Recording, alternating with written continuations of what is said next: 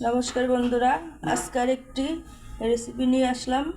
সেটা হলো ডাঁটা আলু দিয়ে কাসকি মাছের চচ্চড়ি।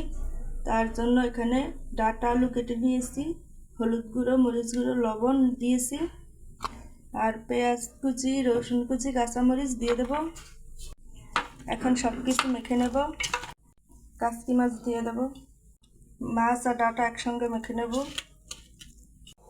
আগে থেকে তেল বসিয়ে দিয়েছি, এখন ডাঁটাগুলো ঢেলে দেব, আর একটু জল দিয়ে দেব। উপর থেকে ধনিয়া পাতা কুচি দিয়ে দেব, ঢাকনা দিয়ে ঢেকে দেব।